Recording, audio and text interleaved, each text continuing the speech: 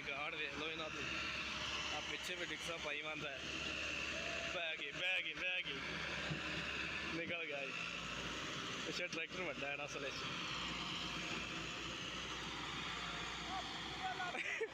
ਲੱਤ ਦੇ ਵਿੱਚ ਗਿਆ ਹੀ।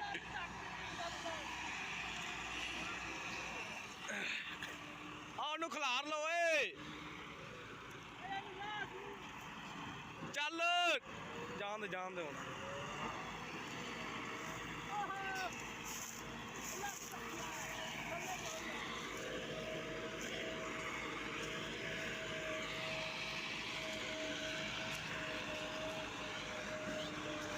ਵੀਡੀਓ ਬਣਾਉਣੀ ਮੁਸ਼ਕਿਲ ਦੀ ਬੜੀ ਹੈ ਯਾਰ, ਨਾਲ ਭੱਜਣਾ ਪੈਂਦਾ ਹੈ।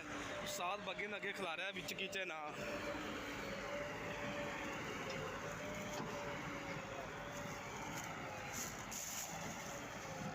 ਇਹ ਜਨਾਬ ਹਾਲੇ ਇੱਕ IMT 577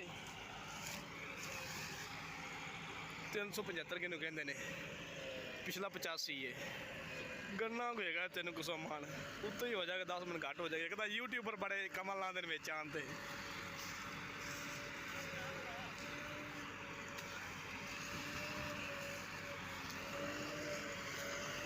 ਇਹਦਾ ਕੰਮ ਚੈੱਕ ਕਰ ਲਓ, ਆਰਾਮ ਨਾਲ ਲਗਾ ਆਉਂਦਾ ਹੈਗਾ। ਲੱਤ ਦੇ ਵਿੱਚ ਹੀ ਪਾ ਛੱਡਿਆ ਆਵੇਂ ਦੇ ਪੈ।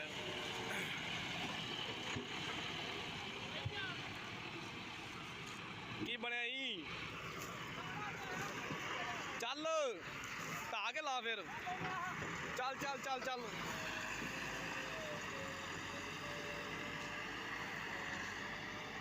ਕੁਛ ਆ ਸੁਰਤ ਹਾਲ ਹੈ ਜੀ। ਅਗਲੇ ਟਰੈਕਟਰ ਦਾ ਮੱਥਾ ਵੇਖ ਲਓ ਤੁਸੀਂ, ਅੱਧੀ ਲੱਤ ਪਾੜੀ ਖਲਾ ਹੈ।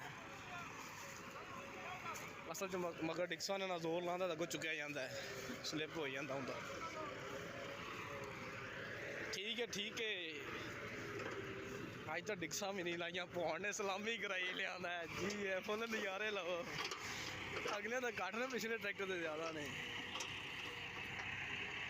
ਵੇਖ ਬਈਪੁਰ ਨੇ ਲਾਇਆ ਹੋਇਆ ਸਾਨੂੰ।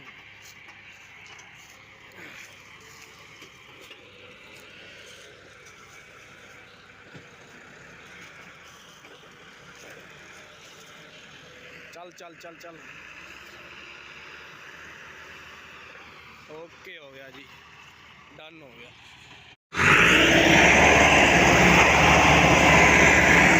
ਚੱਲ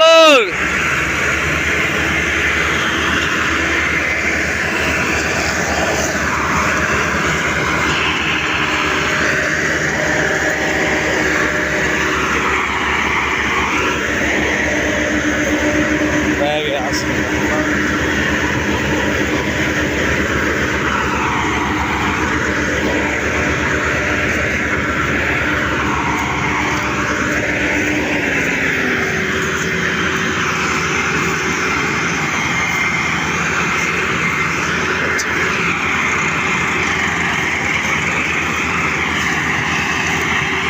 आ गया